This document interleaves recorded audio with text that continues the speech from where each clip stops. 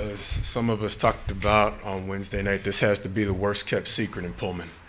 If you've been following along in the weekly readings, you know that the longest chapter in the Bible is now come to our attention. And of course, that's the one Marcus is going to preach today. So if you need a hint, Psalm 119 is where we'll be directing our attention. But I'm going to try not to preach the whole thing. And as you turn to Psalm 119, please consider three things for me today. This week is going to be an object lesson week. A couple weeks ago I said, sometimes if you track, I use a question, sometimes I use a title, sometimes I use an object lesson, and sometimes I use all three, hoping not to preach too long, to try to give you a takeaway point, right, from what we talk about. So even if I ramble endlessly, you have at least one thing you can focus on, right? And so this week, please consider with me, as we look at Psalm 119, scones, as in fancy biscuits. YouTube, as in a world of trouble in TV. And widows, not as morbid as it sounds. But as we consider these things today, I hope that Psalm 119, thematically, we're going to look at thematically because verse by verse is obviously too much. Hopefully those three things will help us to understand a little bit of what may be going on in Psalm 119. And first of all, scones. Why scones? Because one of my favorite restaurants when I was overseas was called Chifuniro. And Chifuniro is the Chichewa word for will. But it's a kind of will that really represents more desire. And the owner was one of my friends, one of the few other expatriates who lived in town, who tried to start a restaurant to actually elevate and give other options to a relatively small tourist town in terms of places to eat. There were no coffee shops like we have Starbucks down the road. So imagine in this town where we have, a college town where folks like to have a place to just go and maybe have a cup of coffee. If none of your coffee shops were here, but they were all in Moscow, and you had to make a 15, 20-minute drive to get to a coffee shop or places to have coffee. Now imagine that, and they're like in the weather we're having now, where that's really like a 20-minute or a half-hour walk. And that's what this businessman was trying to relieve us of, the need to actually walk that distance just to get a cup of coffee, right? And so he started a business that was actually catering to both the local clientele and the tourists who would pass through this small tourist hub that was a stop between the major business center and the nation's capital. But I'll skip to the end. The business went under because he couldn't be there all the time. And the reason why he called it Chifuniro is it was only going to survive on the will of his trusted employees to be able to manage it effectively in his absence. And what happened was, the more I would go there, the more I loved being there, because I not only liked him, I liked his staff. He picked personable people. But it wasn't easy to get them to see it from an outsider's perspective. See, most of them couldn't afford scones. And so as he developed a great display case that had all these baked goods that wasn't common to most restaurants there, slowly we would see a regular steady stream of ants crawling on the baked goods almost every day. And if you weren't so squeamish that you could just go, okay, I'll go ahead and suffer the ants. I know he's trying to do a good thing. Then over time, because the ants were taken care of, the flies began to become a regular fixture of the pastry bin, right? And so the niceness of everybody there began to take a back seat to the reality it's gonna be hard for you to make a business work if you don't pay attention to the ants and the flies, right? Why was that important? Because he was giving folks an opportunity to have another thriving business that would keep, the thing I always talk about, poverty from becoming such a huge issue in that town.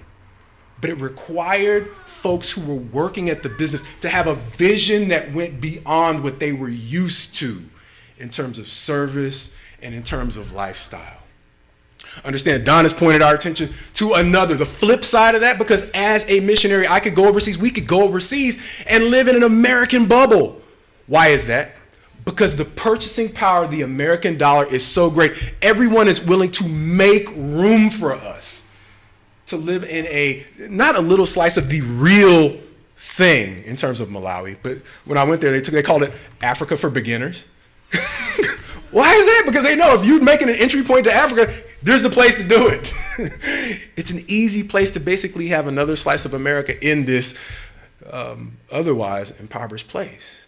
And why is that also kind of the flip side of the same coin? It's because neither of us was truly getting the other's experience. If Chifuniro was not a restaurant that would truly work at the level of excellence that its clientele expected, it would never fully represent what they were trying to reach out to. And likewise, if all I ever did was live in an American-sized bubble, I was never fully getting the experience of living in Malawi. And now that I'm back, one of the things I have to realize is with regard to truth and some of the things we've talked about a little bit before service this morning and that are hinted at a little bit in Psalm 119 and eventually in 115 and what we'll see in Psalm 135 if I could slow down, is that whole concept of there is no Marcus-flavored truth. There is only truth. And so when we're looking at the psalmist this morning in Psalm 119, we're looking at someone who realizes that whoever he is in Israel, I used to always chalk this one up to David because, yeah, that's what I do. But it's not assigned to anyone in particular. And whether it's Moses or David or the sons of Korah or the sons of Asaph, these were all exalted people in the nation who seem to go back to this fundamental principle that Moses mentions in Psalm 90 that is, Lord, teach us to number our days so that we have a heart of wisdom. That never made sense to me. I don't think it made sense to me until this week when I started reading this psalm again. It's like, why does teaching me to number my days help me to gain a heart of wisdom? Because it helps me to number the amount of time that I have to make reality adjust to my preferences. And he understands that whether I'm King David, Moses the great prophet, or the leaders of all Israel, my days are numbered. And there's only a finite period of time during which I will get to pick what facts I want to hear. And we talked about that a little bit this morning. I said, hopefully I would listen out to some of our family with a different perspective on stock buybacks, because I know I already have my flavor of truth prepared for what I'm willing to hear, right? And I want to hear with an open mind so that I can actually learn whether or not I'm just picking the facts that fit what I want, or whether or not there's some things I've left out that I need to hear. And so that's what's going on in Psalm 119. We're looking at a person who, no matter how powerful, has looked at the need not only to meditate on God's word, but it's going to go back to that whole concept of righteousness that we talked about before in Psalm 72, when it seems like David is praying for his son Solomon, and he's saying, give the king your righteousness and your justice and your righteousness to the royal son. But it's not just enough to give him a heart or an inclination towards righteousness. He wants to walk it out. He wants to study what righteousness really is, so that when he's judging the people of Israel, he can judge them with the gift that God has given him, righteousness and justice. So he's willing to study hard, but he's not willing to just work hard and have a good heart if his outcomes are not appropriate. And so he says, so that those who are righteous in Israel will essentially have a place where they can flourish. So he's measuring, once again, his heart and his actions to his outcome. And that's what we're going to see again here in Psalm 119, where what he is essentially doing mirrors what Jesus is teaching when he carries forth an old covenant principle into the new covenant. When asked to sum up the law, he says, what's the greatest point of the law? To love God with all your heart, your soul, your mind, and your strength, in at least two of what we call the synoptic gospels. And the third, he says heart, mind, and soul, right? And so that's a lot of what thematically we're looking at in Psalm 119. He's talking about, just like either Solomon or David was talking about, having consistency between mind, body, and spirit. He's talking about having consistency between my physical being, my heart, and my mind throughout Psalm 119 as we begin with verse 1. Blessed are those whose way is blameless, who walk in the law of the Lord. Blessed are those who keep his testimonies, who seek him with their whole heart, who also do no wrong, but walk in his ways. You have commanded your precepts to be kept diligently. Oh, that my ways may be steadfast in keeping your statutes. Then I shall not be put to shame, having my eyes fixed on all your commandments. I will praise you with an upright heart when I learn your righteous rules. I will keep your statutes. Do not utterly forsake me. And if you'll notice, these Psalms in Psalm 119 are broken up into a series of verses that traditionally considered to go along with the letters of the Hebrew alphabet. And so verse 8 marks the end of that first section entitled Aleph. And in there, we already see him working on the distinction between physical being and heart. Why? Because in verse 1, when he says, blessed are those whose way is blameless, who walk in the way of your statute, he's not literally saying that he's referring to feet. But when he's talking about walking, I always thought of that as metaphorically. What does it mean to walk? What's that metaphor for? Well, sometimes it literally means to walk. And other times it's just referencing the things that you do. And understand how in this portion, the very first section, he's talking about how the things that we do are both a leading indicator and a lagging indicator of what is on our heart. Please skip down to verse 2. Blessed are those who keep his testimonies, who seek. That's going to be something that comes out in specifically when he talks about eyes later on, him with their whole heart. Skip down to verse 6. Then shall I not be put to shame, having my eyes fixed on all your commandments. Understand how my eyes are an indication of what my heart desires. And then when we talk about how much is he really talking about the physical body? Understand that the places that I go, the things that I do, where I walk is set by where my eyes lead me, right? And so physically our eyes, we all know, especially as men, it's important, as hard as it can be, to try to honor the sisters with the ways that we look at them, with what we do with our eyes, right? But he's only going to talk about temptation as a portion of what's important to do with our eyes. The rest of it, he's going to basically say, what are we doing with our eyes between temptations? Because that has everything to do with whether or not we are able to actually overcome temptation. And so the way that we fix our eyes is going to be a theme that he comes up with and goes back to over and over again through Psalm 119, because it has everything to do with what's really on my heart. Am I indulging my temptations? Or am I actually struggling against them? And temptations aside, in terms of integrity, like Chifuniro, do I have the desire, when given the opportunity, to rise above my current condition with the excellence that God has given me the power to produce? Why is that important? Because there are going to be times when we find ourselves in difficult workplaces where the boss is wicked, right? But what is going to happen to our level of work and output even in unrighteous or unjust circumstances? Our sister is looking for a new place to be. And everything that I've ever done when I've been in that same circumstance, a lot of it has had to do with what was I able to make out of a bad situation? How have I been able to negotiate the difficult working environments? Because if this were heaven, it'd be great. The bosses would all be fair. The rules would all make sense. And everybody would want to work at the same place. Or wait a minute, we want to work anywhere because it's all fair. But it's not.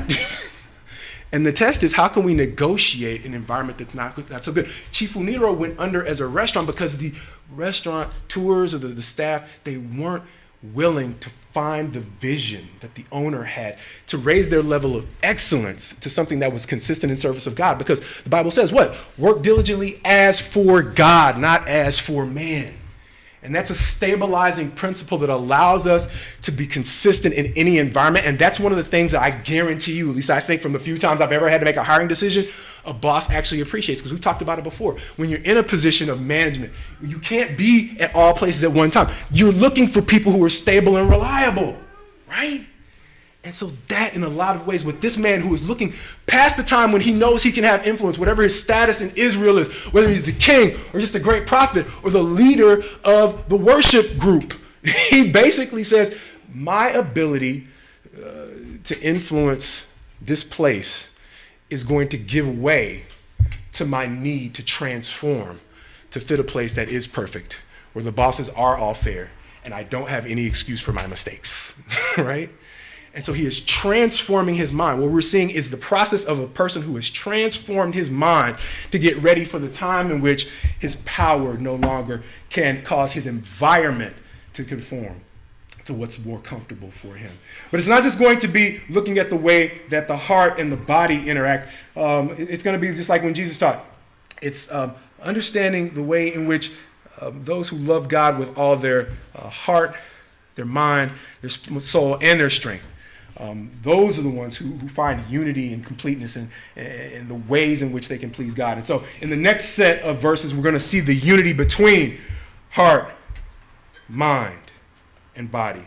Verse 9, how can a young man keep his way pure? By guarding it according to your word. With my whole heart I seek you. Let me not wander from your commandments. I have stored up your word in my heart that I might not sin against you. Blessed are you, Lord. Teach me your statutes. With my lips I declare all the rules of your mouth. In the way of your testimonies I delight as much as in all riches. I will meditate on your precepts and fix my eyes on your ways.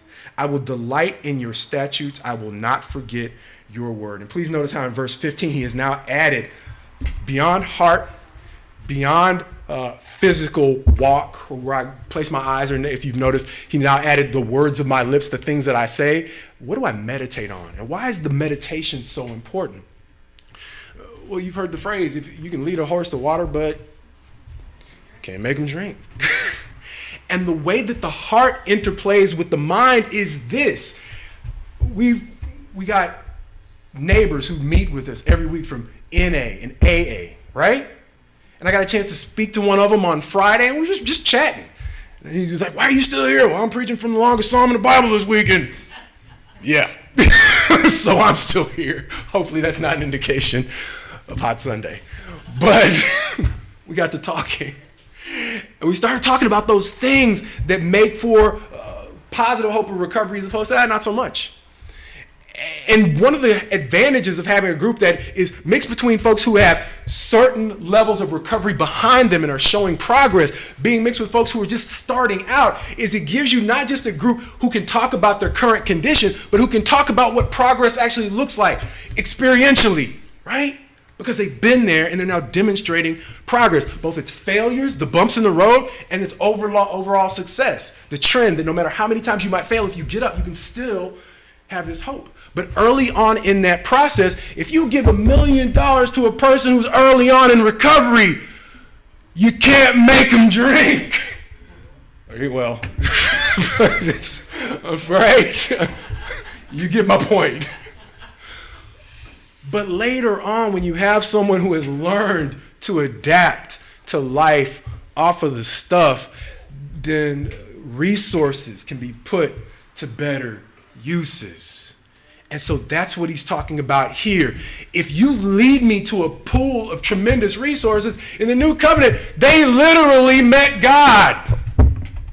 And for many of them, it meant absolutely nothing. Why? We're not going to have time to turn to it today, but we might have to. But ultimately, we give thanks. Why? Because Jesus was sacrificed, right? He was actually killed.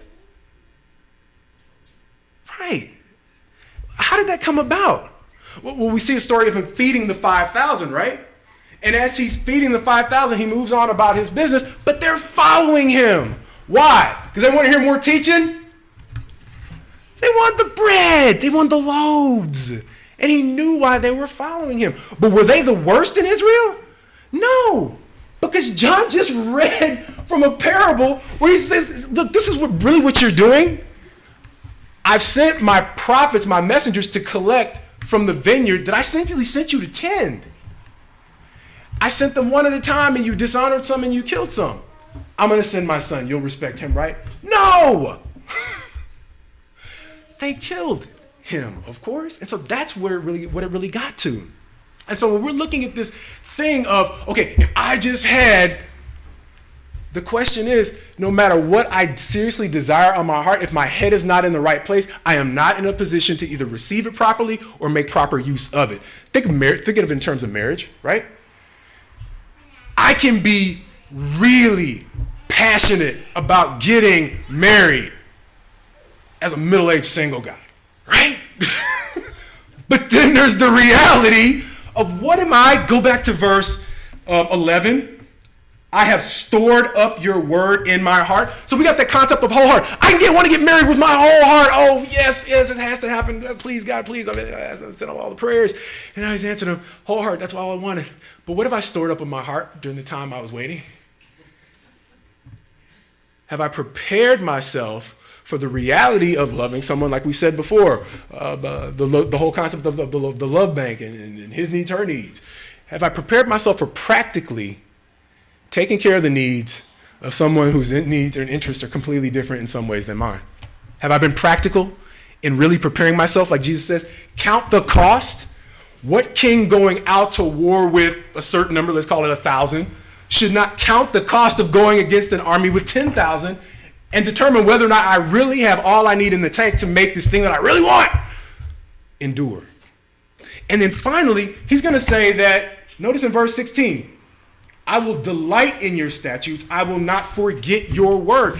Even if I've stored my mind or my heart with all the things I need to do to make this thing I thought I wanted so badly work, if I don't know how to run with endurance, another New Testament call, then I'll be going through the motions without the correct emotions.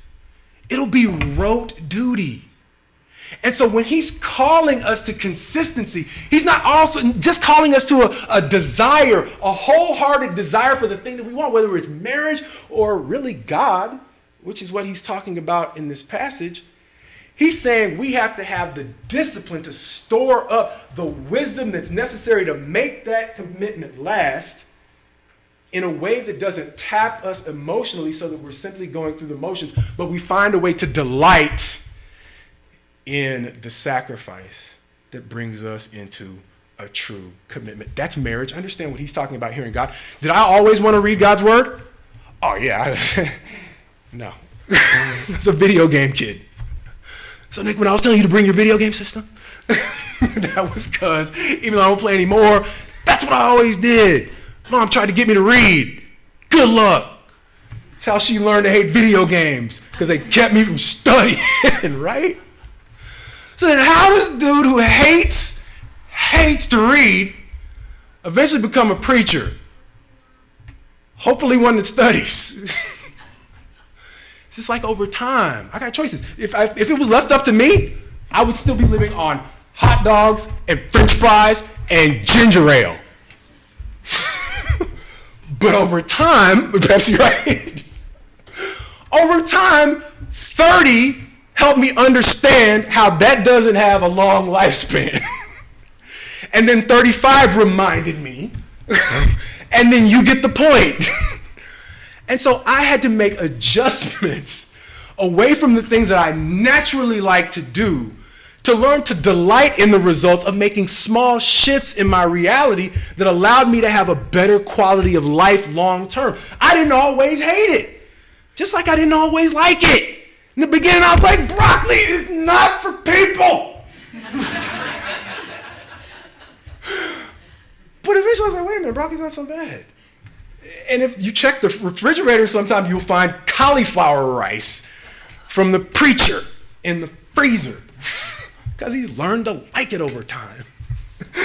And so thus the word of God, just like our relationships, there are some pieces of our relationships that we don't necessarily want to warm up to. But marriage on day one is supposed to look different from marriage at day whatever, right? Because we grow into becoming the type of person who we're supposed to be. And understand why Jesus himself uses marriage as a metaphor that we've already seen the prophets using back in Psalm 45. And it carries forward to what not only Paul will say, but we've already seen. John will say in the revelation that was given to him. This is likened unto a marriage relationship because it gives us so much insight as to the level of commitment and all of the different perspectives of our lives that we have to work on to truly be transformed into the kind of people who are fitting with God, right? Because he's not just looking for random folks. He said we don't know what the distinction is, but there's some part of what he's promised us that is rest. We've clearly seen that from Hebrews, and we've clearly seen that from some of the Psalms.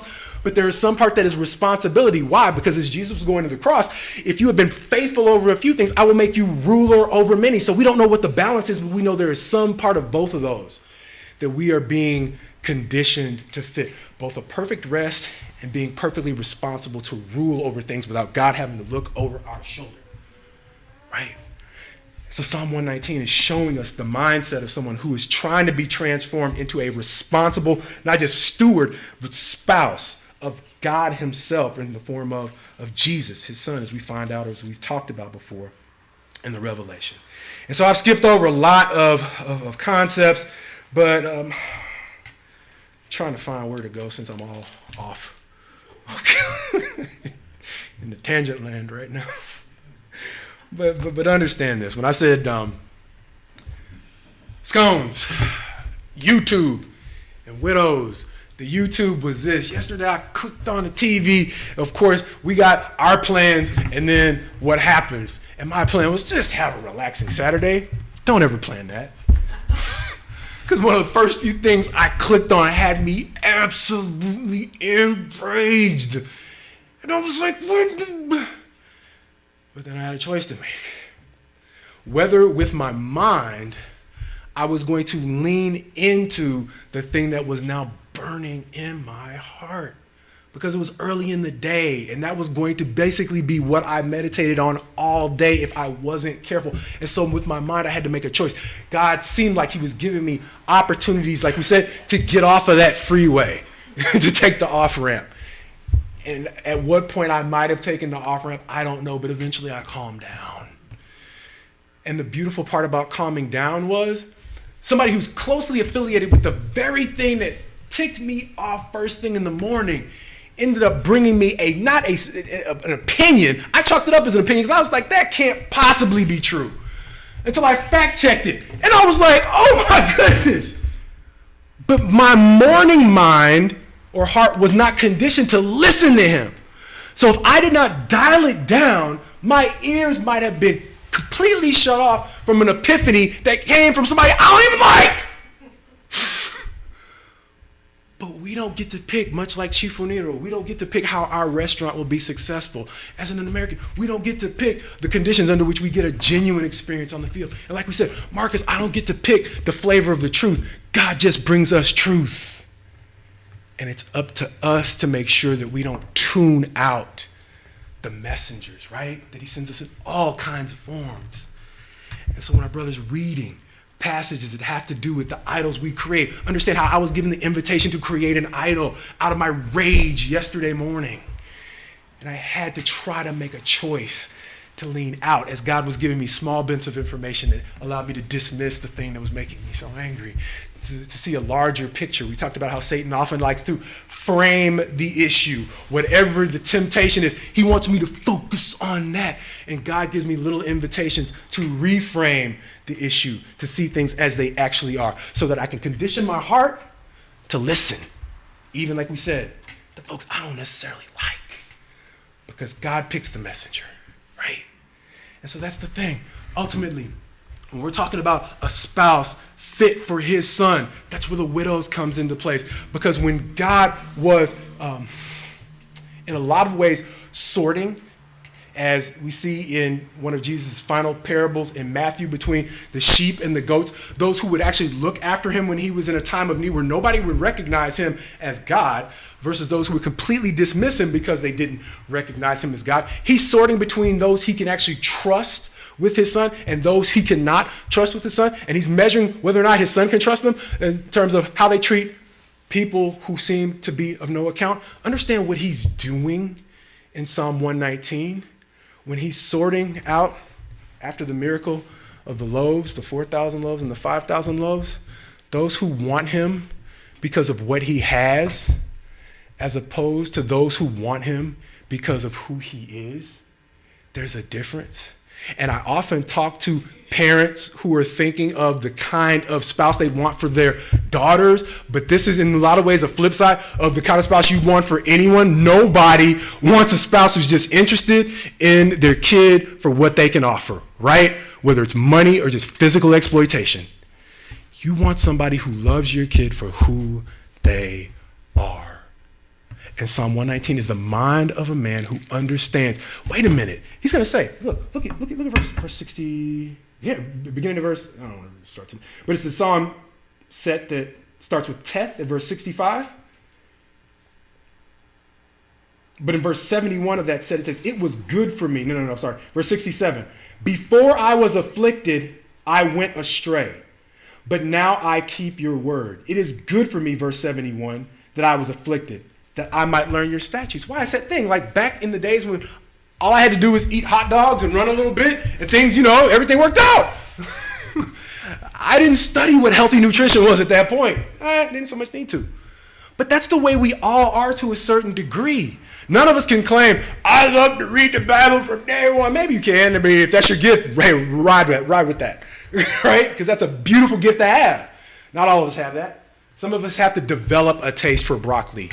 And sometimes, let's be honest, the word seems like broccoli. And over time and maturity and affliction, those are the times when I'm a little bit more open to the taste of broccoli. You know when I like vegetables most? After I've been fasting. I mean, right? You starve for a minute and you see what food tastes like. I'm not so picky about dessert then, or whether or not I get it at all, because I'm just happy to be eating. And so there's practical value, like we've said, to these things that God has called us to do. There's sometimes we are not going to truly understand his point of view until we just obey the command. Just like with yesterday, I wouldn't have understood the value of toning down my rage until later on in the evening when I look back on it this morning and didn't click. It's like if I would have stayed mad at dude, I would have completely missed this thing that ended up being an epiphany. And that's what obedience is. We've talked about it before.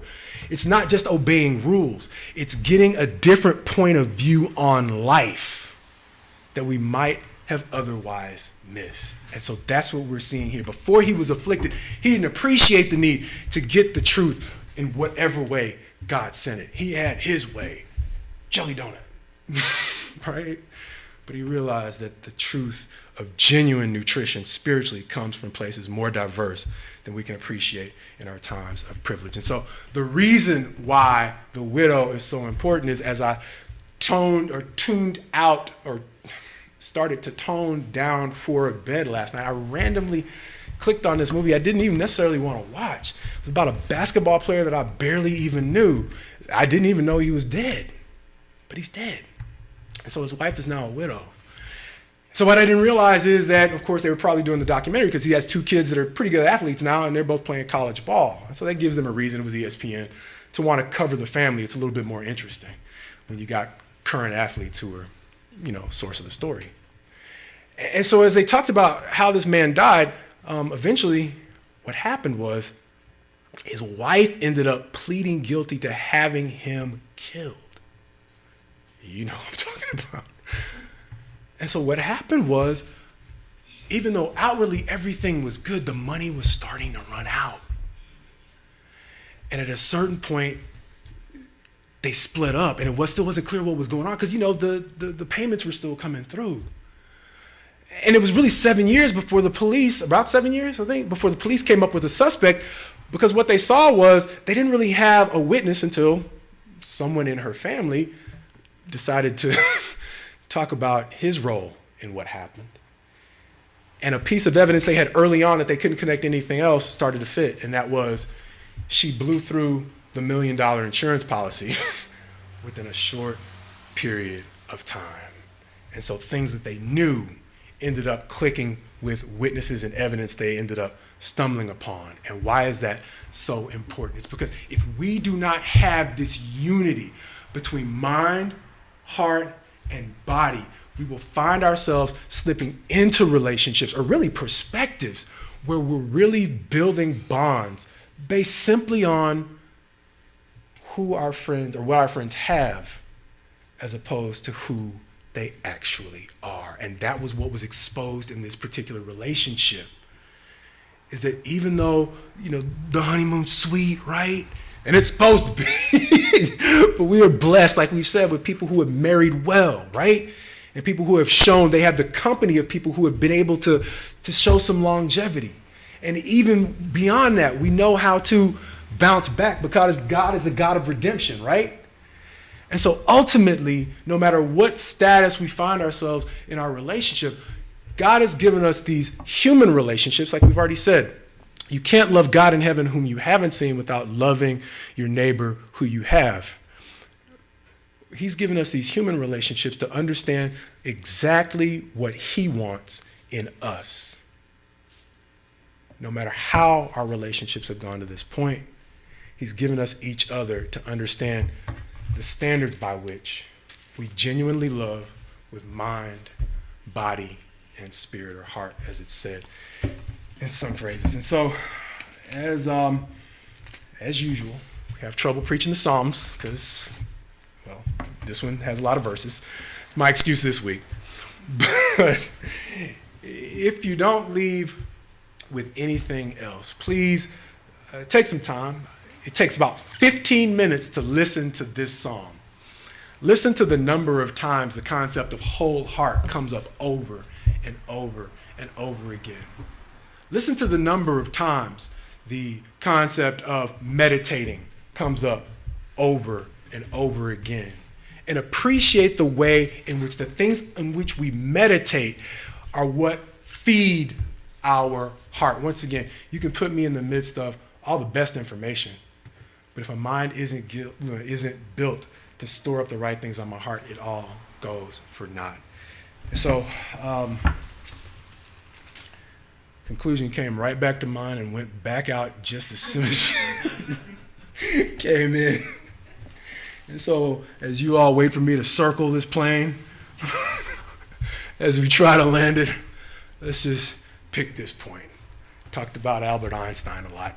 And on that meditation point, one of the things that was unique about him that I didn't understand is the degree to which his practical understanding, all of the gadgets and things that we have today that come from his theories, were the product of thought experiments. And do you know what his thought experiments were? They were meditations. Things that while he was working his day job to make money and feed his family are what his mind was really working to perfect. They were great theories that were going to change human history going forward. They're the foundation for why we can effectively have satellite signals that connect our phones in an accurate manner. That goes back to Einstein, right? And Brian can correct me if I'm wrong. But I get the science wrong a little bit, but I'm pretty sure that is what he's left us with, right? Among other things. But understand why that's so important. Because Einstein was in an environment that did not necessarily always encourage him. And as we close, please turn to Psalm 119, verse 97. If you need just a practical reason for why your thought life is so important to feeding your heart towards God, look no further than Psalm 97. Oh, how I love your law. It is my meditation all the day. Your commandments make me wiser than my enemies, for it is ever with me. That means he's constantly meditating on God's wisdom. Verse 99, I have more understanding than all my teachers. It means if I study this, Marcus can shut up quicker.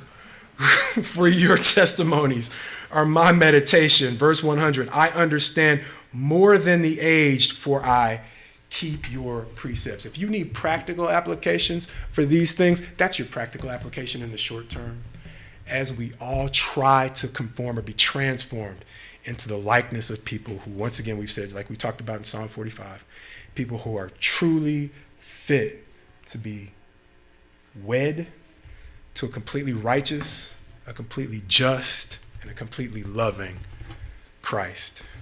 Thank you for being patient.